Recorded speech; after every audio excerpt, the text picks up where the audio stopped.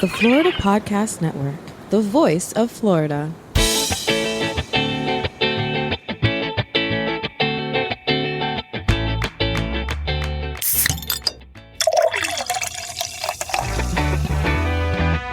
From Mallory Square in Key West to the Governor's Mansion in Tallahassee and all points beyond, you're listening to the Florida Beer Podcast, powered by FloridaBeerBlog.com, your source for all things related to the craft beer community in the Sunshine State.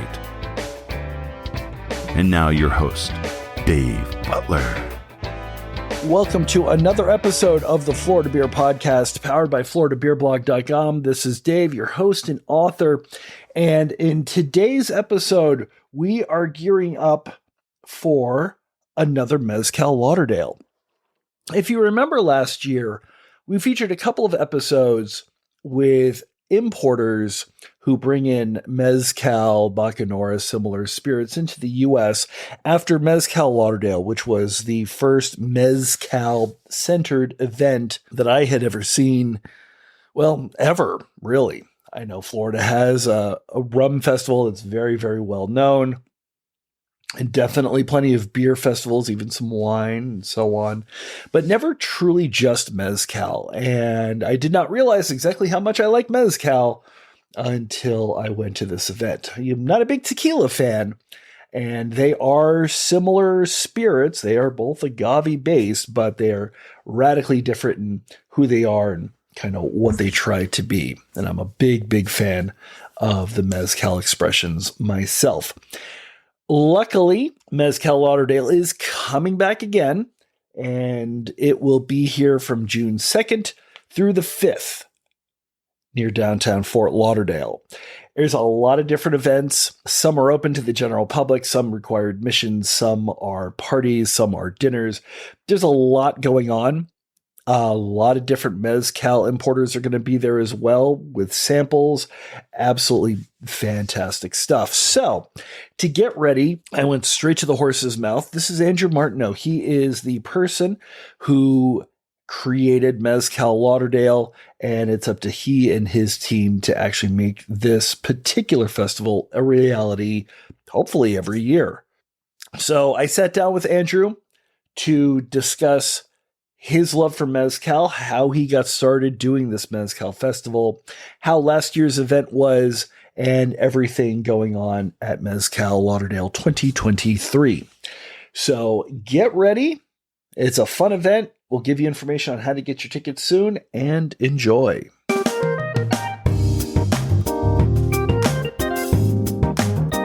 When I was at the event last year, I know one of the things that I had heard was that this event really was your baby because you had really gotten into Mezcal yourself.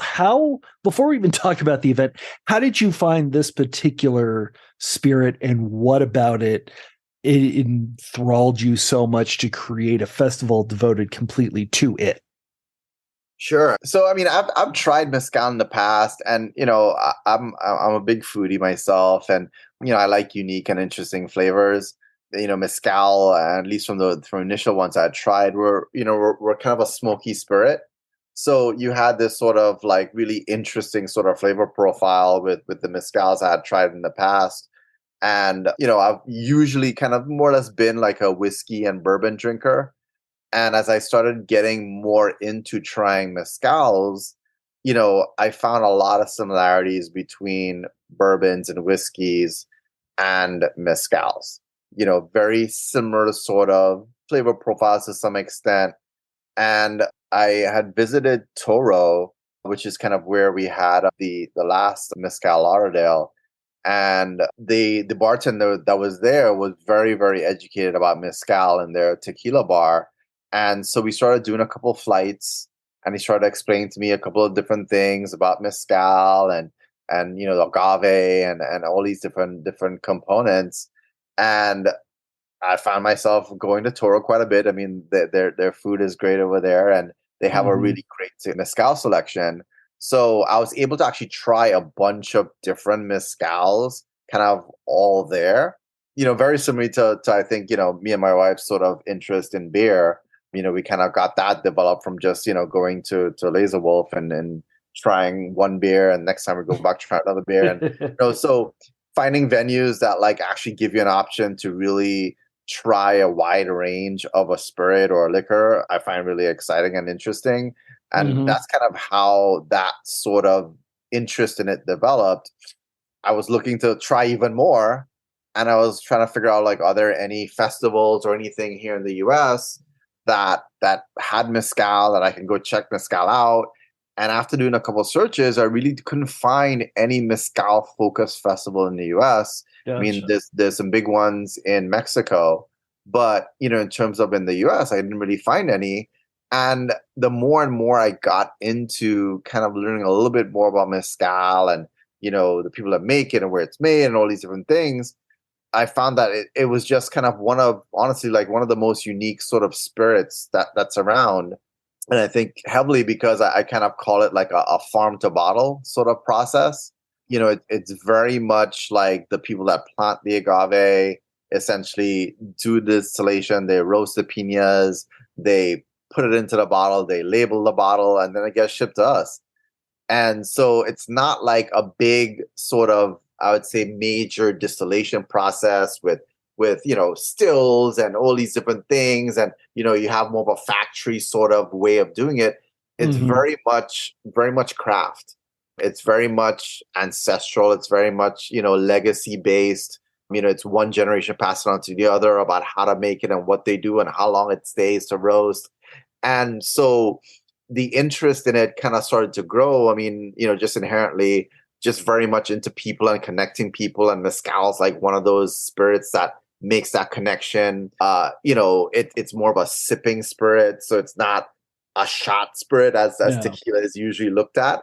And so you find in Mexico, when people are gathering, mezcal is a big part of that like sort of community. And, I found a lot of joy in being able to try all these different expressions that either each individual agave brand makes, or just even all the different types of agaves. There are over 250 different varieties of agave. So when you kind of like look at like wine and the very many grapes from the very many regions that, people get wine from, agave is very similar. And so when you start thinking about, obviously wine is a very well-known spirit that, the vast majority of people consume. You have people that are very much into it, and you have the wine sommeliers and all that kind of stuff. Mezcal has a very similar sort of reach in terms of varieties and regions, and the mezcaliers, which is kind of like a mezcal sommelier, they exist. And, when you start pairing it with food, so it's kind of one of those spirits where there's like a sort of an unlimited sort of discovery. Every mezcal I try is a new experience. Every mezcal I try combined with a different type of food is another experience. So, you're not just sipping the spirit, in terms of just having, liquor that you want to get and enjoying it. You have this other opportunity for discovery that changes with every mezcal that you try, every expression of every mezcal that you try, and every pairing that you pair this with. Awesome. And so, like you said, there really wasn't anything like that in the United States. And so you went ahead and created your own Mezcal Festival, which was near downtown Fort Lauderdale last year. How did that go off, and were you surprised on how much that sort of was embraced by the community here in South Florida? No, it was great, man. I think meeting a lot of these ambassadors for some of these brands and some of the people that actually make the mezcal as well was really exciting. It certainly brought a whole nother sort of element to sort of a festival here in Broward. We got a lot of people asking us like, hey, like this doesn't exist in Miami. Like, would you bring it to Miami? And, with most of the people that know me, I try to do all the events and all the things that we do here in Broward. We're big Broward centric people, and we love our community here. So, as much as I like to go down to Miami from time to time, being able to have like really unique, interesting events in Broward is really important to me and the people I work with. And so, we were really excited to hear how many people came up from Miami, which is not a usual thing, people crossing the border, right? How many Exactly. people felt like this was an event that they would expect to be in Miami, which was obviously a huge compliment to us. I think a lot of the brands that were there were very surprised about the turnout and the obviously the level of the event that we produced. I don't think they had, I guess, necessarily that expectation. Obviously, it was the first one, so that was very exciting. We've had obviously a lot of those brands coming back again this year. We've been able to collaborate with some of these brands on a couple of things and make some connections with them over the year as well. And, I think people got a very different sort of experience with mezcal compared to what I think everybody compares it to is tequila, right? And I think that's the other really interesting thing about mezcal and where it could go and the reach it has is that I think near everybody's sort of experience with tequila is not a good one. Right. It's like shots and, we got a lot of that conversation going on prior to the festival, actually happening was a lot of people were like, oh my gosh, like it's going to be tequila and people are going to be crazy. And, everything that you expect from every movie or really every college experience or young experience that you've had with tequila was everybody's perception of what it would be. But then when you go to the festival and you try mezcal, and obviously everybody's encouraged to sip it or kiss the mezcal, as a lot of the mezcaliers say, very different experience. It's also one of the cleanest spirits that you could drink, so there's not a lot of sugar. So drinking it neat kind of avoids the hangovers the next day. I think a lot of athletes, would certainly prefer mezcal compared to other spirits just because of that low sugar. If you got to go to the gym or go work out the next day, drinking it neat, you could enjoy a great night with friends and hanging out and feel really good about it. And then the next day, you're pretty good. So there's so many, perks to it, diabetics, low in sugar. So it's a great spirit for diabetics. So there's not a lot of spirits that kind of fall within that category. And so, we were just very, very excited about, the response that we got from the festival, the excitement that people had about mezcal, the many people that I think have been converted to being mezcal drinkers, starting to order it at bars, look for it at bars. And, as we do this festival, having the ambassadors there and some of the people that actually make the spirit gives people the opportunity to actually have conversations with these people as well. So there's that whole education aspect of it that's really important to me. And it's also really important to the brands too. Mezcal is still a fairly new spirit in the market. Very, very new in Florida. I think it's a lot more well known in New York and Chicago and those much bigger cities or the cities that are closer to Mexico. It's much more well known there. But in Florida, it's not like, the top of mind. Yeah. But what we've seen, just in this short period of time is mezcal is like really blowing up in a lot of ways. You start seeing it popping up on a lot of cocktail menus and the cocktails that people are making with it are all very, very interesting, unique cocktails. And that's not just here in the US, but that's like really worldwide. I just saw the other day that Glasgow in Scotland did a mezcal festival. Interesting. And so, you start going like in Scotland, and so far from South America and where the agave is grown. So thinking of a festival celebrating the spirit in a place that's not known for agave is huge, right? It's kind of amazing. Yeah. And so what I also find very exciting is that it's certainly the largest mezcal festival in Florida. And I would say probably the largest in the US based on the fact that the other festivals that have or feature mezcal are tequila and mezcal festivals or all agave spirits festivals.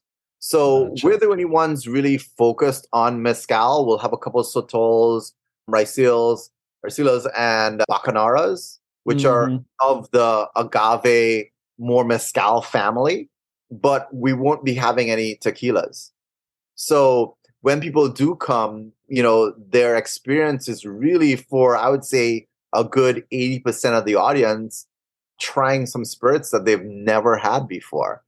And, with the 30 brands that we'll have, many of the brands have multiple expressions meaning different agave species that they make the spirit out of, although it's the same brand. So, brands like Del Maguey have like close to a little over, I think about 19 different expressions. Mm-hmm. And you have some brands with 10, some brands with 5.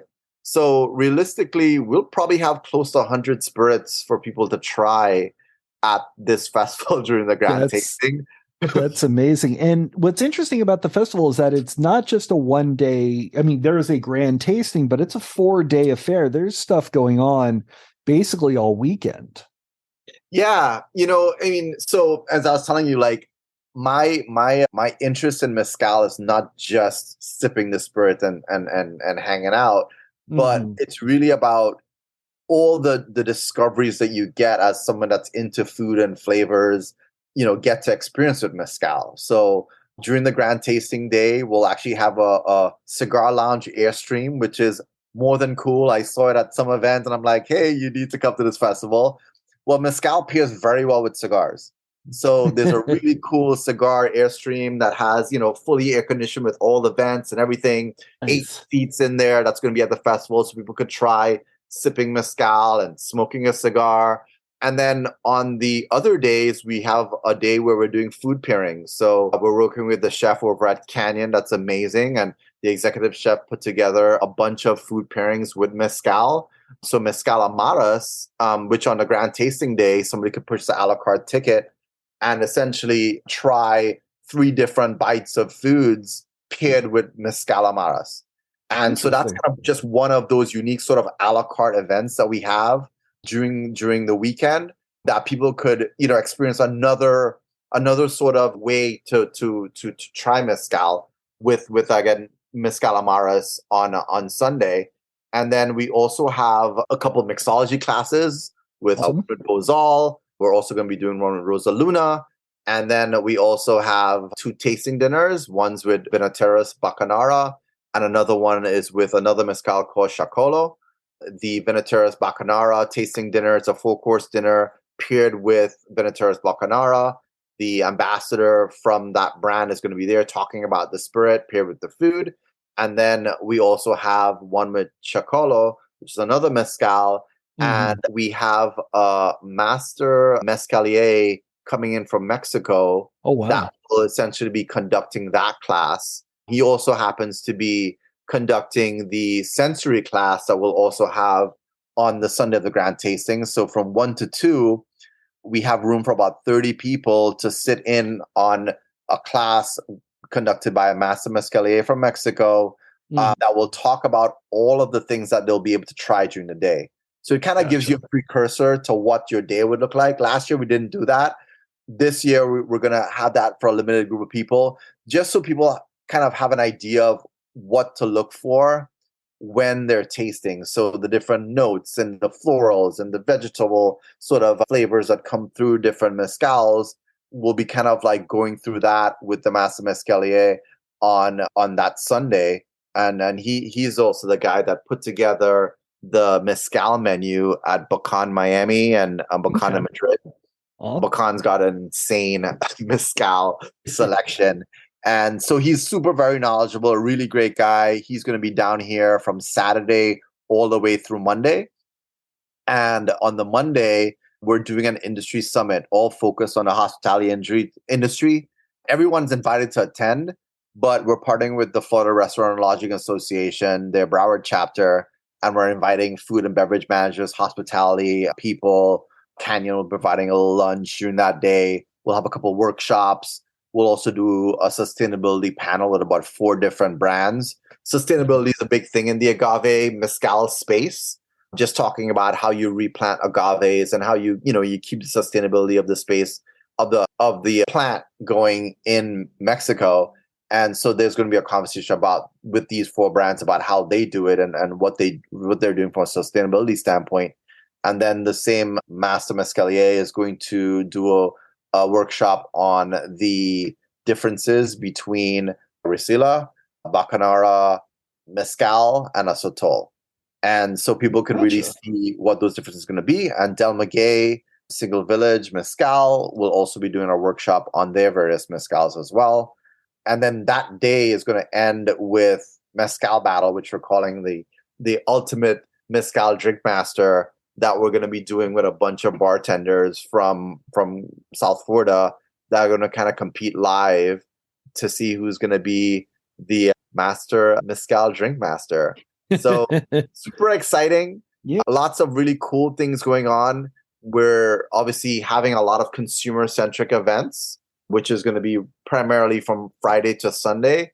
And then Monday is kind of more industry focused.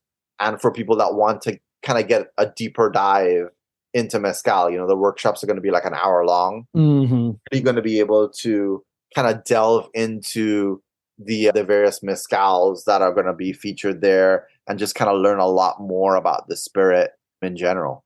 That's kind of amazing. Obviously, the most important thing are tickets, prices, where to go, and how much to expect from each of these events. Sure. Yeah. So, I'll run you real quick through the weekend. So basically, June 2nd, it starts and it goes to June 5th. June 2nd is an opening party. That's going to be on a Canyon. It's RSVP only. So there's no charge for it, but it's RSVP only. So, and we have a limit of 100 people. Right now, we're just about 80. So there's not a ton more room left. So that one's almost pretty much sold out in terms of RSVPs. So that's what kicks it off. Del Maguey is essentially going to be showcasing their new expression, which is Del Maguey Vida Puebla. And they're going to be essentially offering everyone a complimentary cocktail, which is a carajillo, which is their mezcal mixed with a coffee.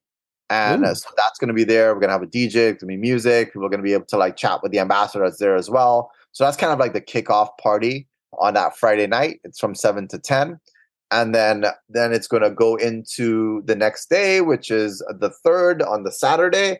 The Saturday is going to be a mezcal brunch with Lobos, 1707 Mezcal. Lobos is owned by LeBron, who got into the mezcal game. Interesting. LeBron's not going to be there. He's going to be playing, but we will have his spirit. So he'll be there in spirit. Gotcha. So that's the brunch, and that's sponsored by Lobos. So people are going to essentially have unlimited special Lobos cocktail and neat pours with their brand ambassadors there to kind of explain the spirit and answer any questions people have.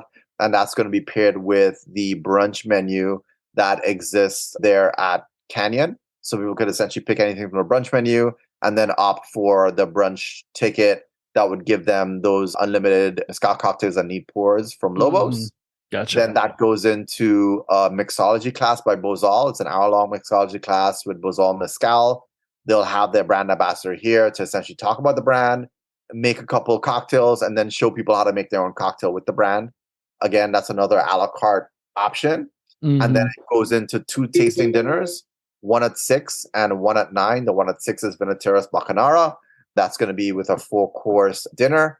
And the other one is with Chacolo. It's also going to be a 4-course dinner. Both will have brand ambassadors there. That's Saturday. And then Sunday, sensory course with Benjamin Nava Vargas. He is the master mezcalier. That's a la carte event as well from 1 to 2. The event grand tasting opens up from 2 to 7. And then from 4 to 5, there's a food pairing with Mezcal Amaras. And then the next day is the industry summit with the sustainability panel, the 2 workshops, and then ending with the Mezcal battle. Awesome. And tickets can be purchased where? MezcalLauderdale.com, or we also have them listed on Eventbrite.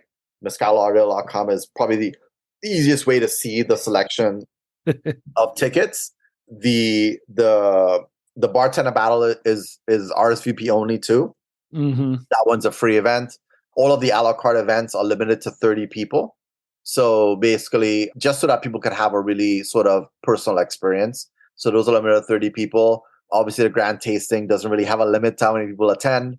Obviously, there's a ton of mezcal to try. We'll have a little merch table with T-shirts and hats and a bunch of different things. We'll also actually have a book, which is great. Was written by Tess Rose Lampert. Yes, you're way ahead of me, my friend. Well, you had mentioned this book, and I was excited to get the book. And now that I know that the book is going to be at the event, I may be getting it there. Yeah, so super excited about it. It's a great book. We'll have some copies here for sale. I'm actually also talking to another writer that came out with another really incredible book on the future, past, present, and future of agave. That's getting really great reviews. So I actually just was messaging him this morning. So we might have a couple of those issues there as well. So, the hope is for people to get as obsessed with mezcal as I am, and also kind of like spread the knowledge about the spirit with the attendees that come. So it's a little bit more than just going to a festival, having drinks, having a blast, and going home. We want to be able to give up people the opportunity to learn more about the spirit if they want to. And these books are going to be a big part of that. Awesome. Yeah, I'm definitely excited for those as well. Thank you so much for your time. I appreciate it. And I look forward to trying some mezcals with you pretty soon. Perfect, man. So I had an absolutely fantastic time at last year's event. There was a mezcal importer that was doing free tattoos, like real tattoos, not the rub on your arm for 30 seconds and it comes off in about 3 days tattoos, but actual needle and ink. So, but they aren't going to be there this year, unfortunately. There's going to be a lot of absolutely fantastic mezcals. I do know that Vinateros Bacanora and Zikaru Mezcal will be pouring at the event. They were two of the people that I was able to interview after last year's event. Recommend that you go back through the library of the Florida Beer Podcast to take a listen to those episodes as well. I will be at the Grand Tasting on Sunday. Hopefully we'll be able to see you there as well. Coming up within a day or two, we actually have a very special episode. Episode 140 is actually going to be co-hosted by one of the team at the Florida Podcast Network, and we are going to be doing some interviews at the recently held second anniversary beer fest at Stormhouse Brewing in North Palm Beach. This will be coming up very soon. This is not our normal Wednesday episode, so please keep an eye out for when that happens. And the best way to do that is to follow us on social media. We are at Florida Beer Blog on Instagram and Twitter, at FL Beer Blog on Facebook, on the internet at floridabeerblog.com and floridabeerpodcast.com, or you could drop us a line at floridabeerblog@gmail.com. We are also on the Florida Podcast Network, and you can find them at floridapodcastnetwork.com. All the awesome shows that we are a part of are going to be there as well. Next week, we will have another awesome brewery to highlight. We've got our special episode from Stormhouse Brewing's second anniversary coming up. And then hopefully I will see you all at Mezcal Lauderdale 2023. Our intro announcer is Jeff Brozovich, field producer is Steve Picala, executive producer for the Florida Podcast Network and Grand High Poobah is Jemmy Lagonier. This is David Butler, your host and author. Thank you so much for listening, and drink Florida Craft.